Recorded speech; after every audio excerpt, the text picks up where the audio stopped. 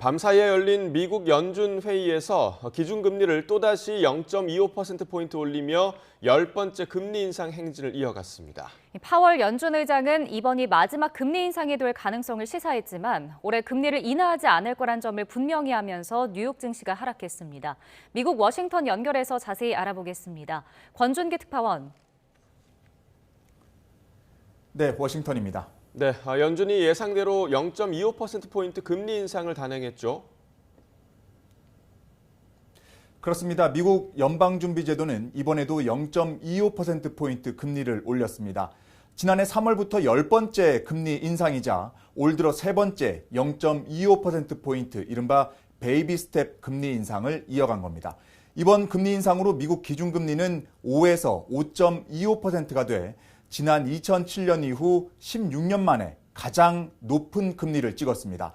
미국에서는 지난 3월 실리콘밸리 은행부터 최근 퍼스트 리퍼블릭까지 세 차례 은행 파산 사태로 금융 불안이 이어지고 있지만 연준은 인플레이션을 잡는 게 우선순위로 판단했습니다.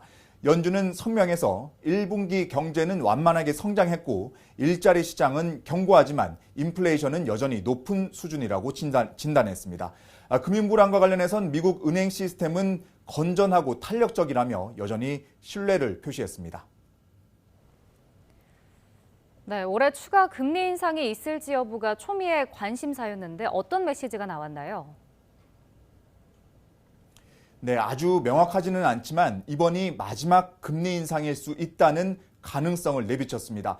제롬 파월 연준 의장은 금리 발표 이후 기자회견에서 정책 목표에 근접했거나 이미 도달했을 수 있다고 말했습니다. 또 과거 성명에 담겼던 추가 긴축이 예상된다라는 표현이 이번에는 빠졌고 또 이 점이 중요하다고 강조했습니다. 하지만 동시에 금리 인상 가능성을 완전히 닫아놓지는 않았습니다.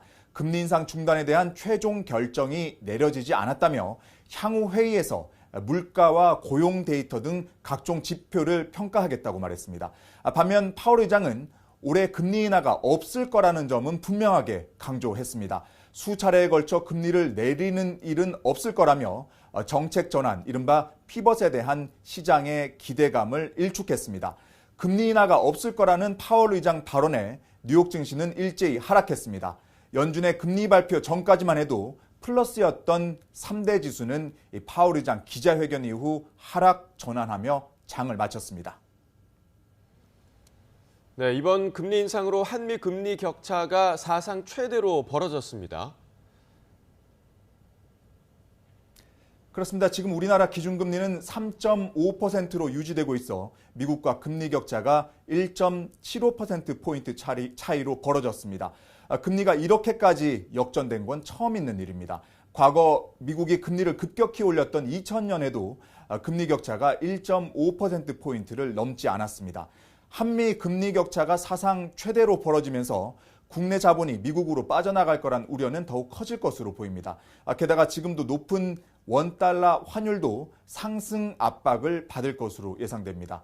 오는 25일 상반기 마지막 금융통화위원회를 앞두고 있는 한국은행의 금리 인상에 대한 고민이 깊어질 것으로 보입니다. 지금까지 워싱턴에서 YTN 권윤기입니다.